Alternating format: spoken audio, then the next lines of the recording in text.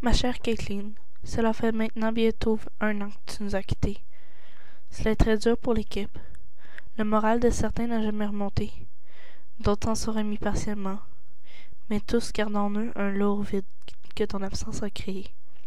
Si tu savais ce que tu nous manques, tes chamailleries avec Tony, tes habitudes saines, ainsi que tes opinions divergentes et controversées avec Gibbs, sont tous des symboles qui resteront gravés dans mon cœur.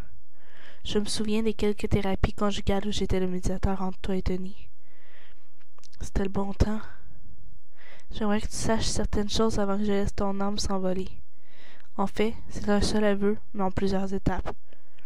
Vois-tu, il y a de cela fort longtemps. Très fort longtemps. Non, pas si longtemps. Bref, il y a environ 35 ans, j'ai rencontré une jolie dame. Elle avait tes yeux et tes cheveux.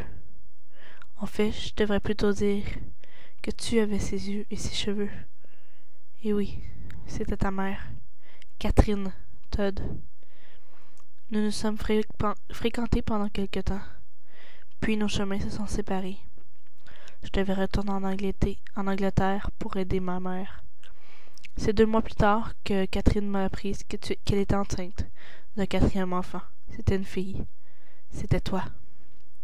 Je suis désolée de ne t'avoir rien dit avant, mais Caitlin, tu es ma fille.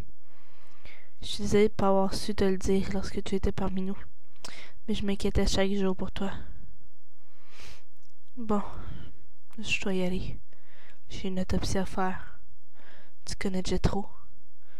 La patience n'est certes pas sa plus forte qualité.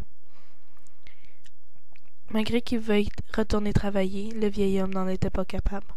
Il ferma les yeux et laissa glisser quelques larmes. Il avait le regard fixé sur la tombe de sa fille. Il avait détesté devoir la quitter et ne jamais le lui dire. Mais maintenant elle le savait. C'était trop tard. Il ne pourrait pas rattraper le temps perdu, mais au moins elle le savait. L'homme regarda une dernière fois les mots gravés sur la pierre, puis il se retira pour aller faire son travail.